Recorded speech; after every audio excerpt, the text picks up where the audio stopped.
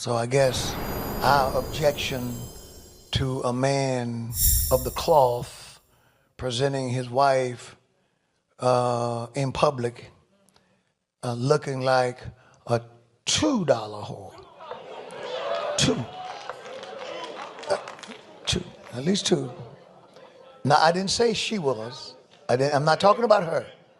My statement is not about her. My statement is about him. There is nothing classy about that. There's nothing modest about that. He said we haven't been anywhere. What I would like to know is where have you been? Where did he go? So I'll make sure that I never go there. Because I don't want to go anywhere and I come back with that kind of a notion. We live in a day where people will amen anything. When men see a married wife with her husband dressed like that, the signal that's sent to the world of men is he needs help. Because he ain't hitting it right.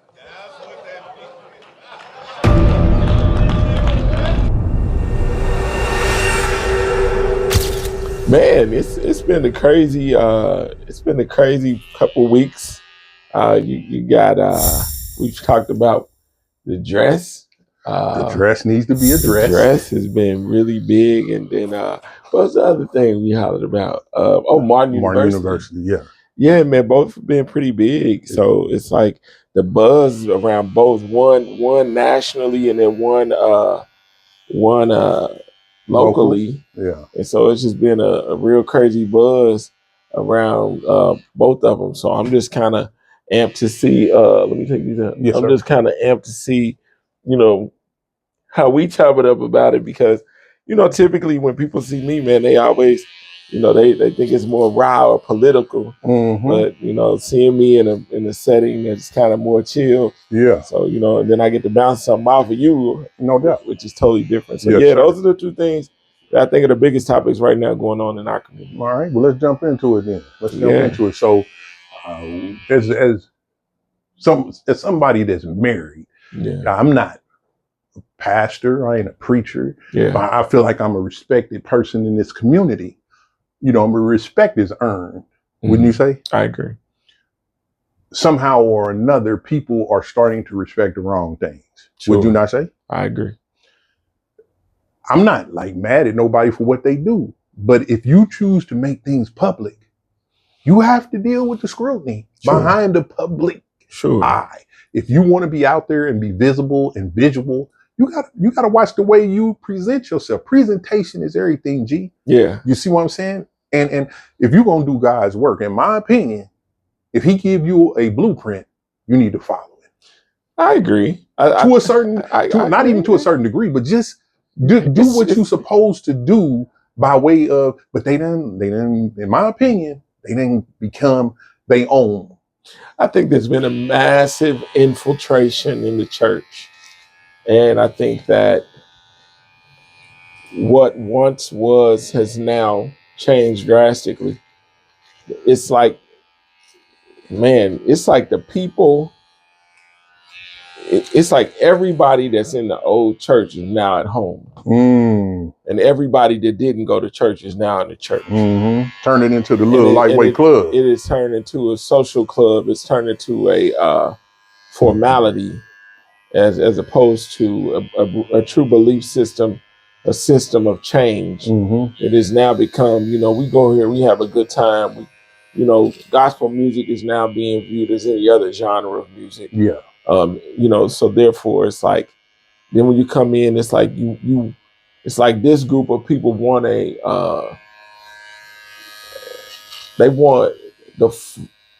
they don't even call the way of the pastor flawed anymore, which we knew a man was flawed because we knew he was man. Absolutely. But now you look and they would rather have a guy that want to be in the streets than the guy who's like, man, I'm trying to change my life. I've just been called to this job or this calling of pastor. Absolutely. So now you find it where we don't even look for, if the Bible says, let me rewind. if you saw a sign that said, beware of dog, you're going to look for a dog. Absolutely. But the Bible says, beware of false prophets, and we refuse to look for them. That's real. And so when I look at it now, you know, Jamal Bryant has remained at the top of my list as a person to watch simply because I'm like, I know the temperature of the world by watching him. Mm-hmm. And so, you know, it's interesting because, you know, even with the Target boycott, it's like it's two dudes leading the boycott. You know, the crazy thing about this boycott with Target is this. The two people that leading it have the easiest way of boycotting because they don't shop there no damn way. It's real. So if I'm wearing Gucci, Balenciaga, and everything every day, I don't deal with y'all anyway. I may send my butler to go to Target to get some toothpaste Right. or some toiletries, but that's not my store. Right. So it's easy protest for me. Mm-hmm. But what about the masses? Yeah, you think about the black people that work there. You know, you think about the black people that, you know, that's where they have to shop. It's in close proximity to their home. All these kinds of things. But you got two jokers that lead the way that you know don't shop there. But I just think that, man, Pastor Brian is a different breed, and this is a different breed of church, which, you know, no pun intended, but I guess that's why the name of it. What's the name of the church? Newburgh? Listen, I'm gonna be honest. I didn't even realize that he took over Eddie Long's church. I didn't realize that. Yes, sir. So they was already used to mess. They cheered for mess for years. So what would make you think that you're gonna go there and get a group of people that's like, send us a pastor that puts us on the straight and narrow? Mm-hmm. They would. Yeah. Everybody, listen, man. Everybody got a voice. You feel me? Everybody. And that doesn't mean that in this day and age, just because you got a voice, what you saying is right, wrong, or indifferent. What it means is everybody got an opinion. Sure. Everybody got an opinion, just like everybody got a butthole. Yeah. And when people realize that just because somebody got a lot of people looking at them, you feel me? I'll revert back to my knowledge, my pigeonhole, where I know everything to be known to a certain degree. And in barbering, they call somebody with 5 years of professional service. I don't give a damn how much you can attract people online. I know some broke online influencers that don't have no money, but they got all the pull online because they know how to slick talk. Sure. I'm tying this in with what you're saying. Sure. You feel me? Just because you got 1 million followers, or that don't mean. I've met some dudes at expos, bro, broke. Sure. Hey, let me hold something, bro, till I get my. Nah, man, you was online talking about how people should, set their finances up. What you ain't doing, you ain't practicing what you preaching. Same thing. Yeah. Just because you got a lot of people to look at you don't mean that what you're saying is right. Correct. Or effective. 9 times out of 10 nowadays, man, especially when it comes down to the church, correction is a repellent, and most people are going to go against a person who is trying to give them or set them on a straight and narrow pathway. Right. So you know, I say this to a lot of preachers, man. I said, man, the people are still choosing Barabbas every day. You know, when it's all said and done, they choose, when it comes down to choosing Jesus or the murderer, we're choosing the murderer every day. But you know what? You know what they relay it to? Because Jesus hung next to the criminals. But that's the party line that they always pull. Yeah, but the difference is this. One was a sacrifice, one was a death. You hear me?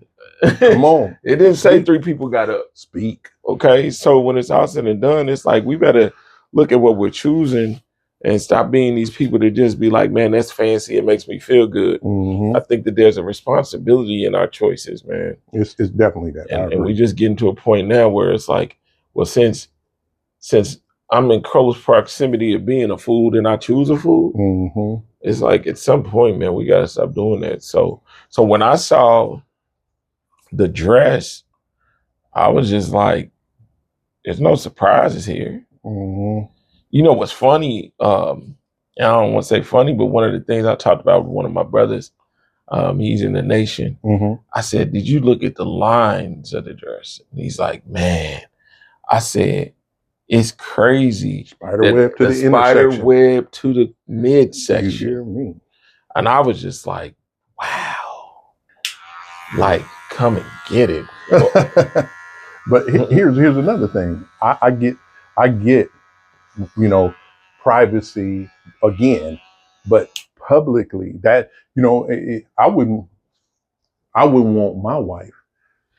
Now, wifey, you can make choices, but there are certain things you don't want me to do.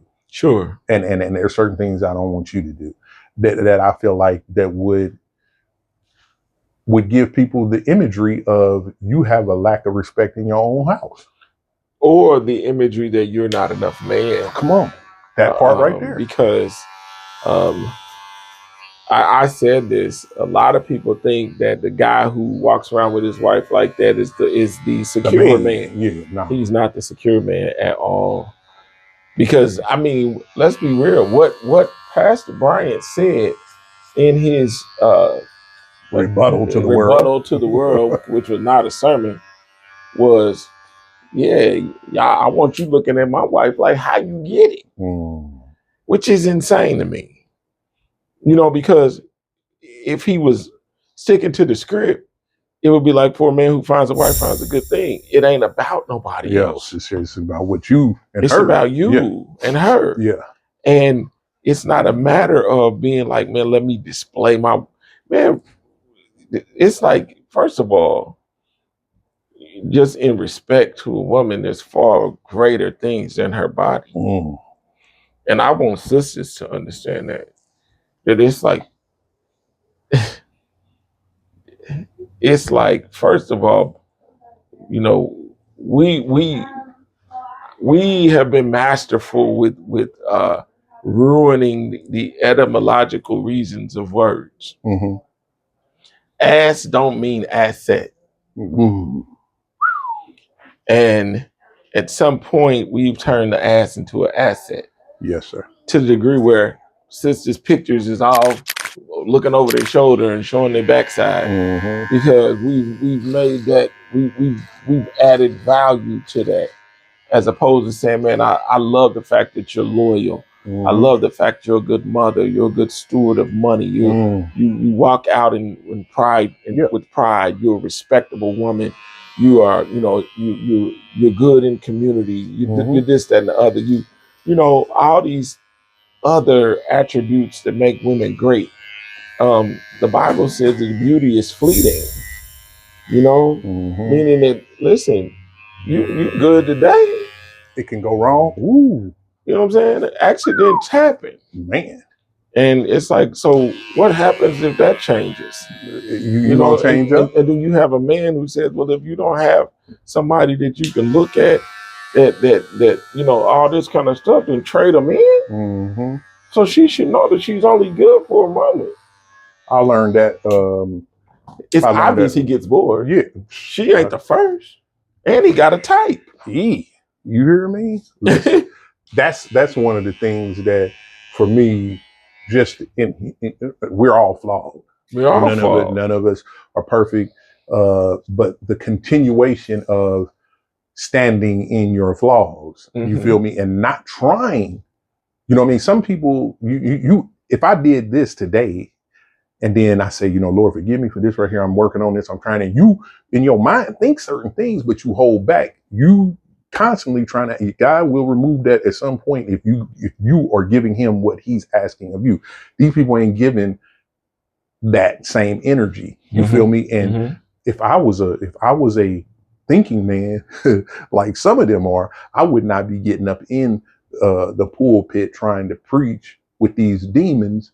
And I probably wouldn't have never, you know what I mean? If somebody offered me a job at a place that I say, you know what I mean, bruh, I can't stand behind this work. Sure. I can't stand behind this. Sure.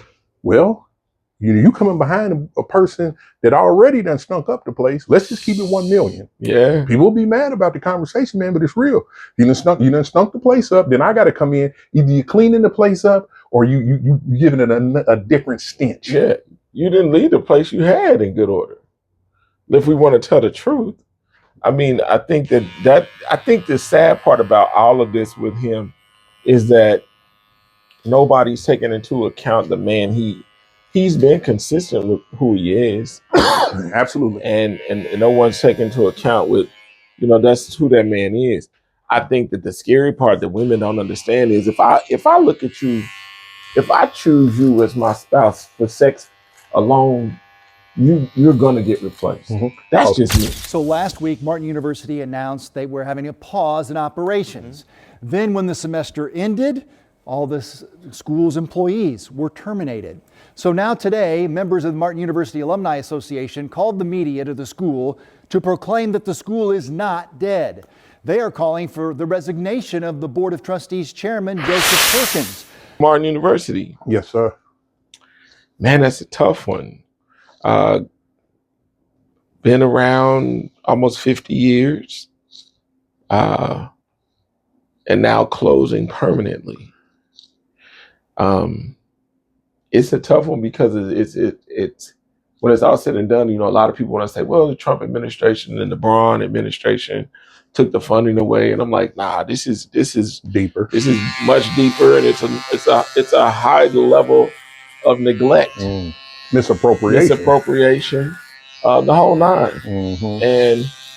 And I think that we have got to do a better job of stop covering mess. We've been so trained in that, man. I mean, that's one of the things we can honestly say about our culture is that we have covered the tracks of some bad behavior for a long time. I'll agree. And we don't say nothing. People get mad. They call it tearing people down. And it's like, no, Negro, if we look and it's like, no, that really ain't your uncle. That's your daddy. You need to know. Right. Down the road, you might need some blood. Down the road, you might need a kidney. But since you think this Negro is your uncle and is really your daddy, you ain't even looking in the right place. Man, listen. So when we look and all of a sudden, we got all this stuff that's going on in our community and we say, don't talk about it. And then when it fall apart, everybody's like, how can we save it? Well, you don't know who the donor is. There you have it. You don't know who you can talk to. Right. And I think that Martin. We go to all these other places that have closed, but it's just getting to a place in Indy, man, and all over the country, where vital institutions of Black culture are being removed simply because we have individuals in play who will get a nice piece of money and the whole thing fall apart. Yeah.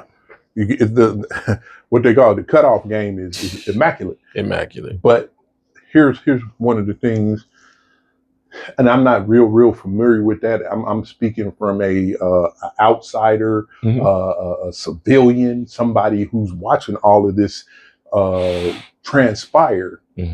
It's difficult when you see a level of misappropriation at that level from people who you really assume would have the best interest for the consumers, meaning the students that go there, the people that actually come there for higher learning, people that are there to make their lives better. And it's like you trade in, it's the Judas mentality. It's the Judas mentality. You trade it in for some silver. Sure. You feel me? I think what happens in a lot of these organizations is they get to a place where they are like, we can't salvage it. You ain't gonna try though. But I'm gonna tell you why they're not. They're like, we can't salvage it.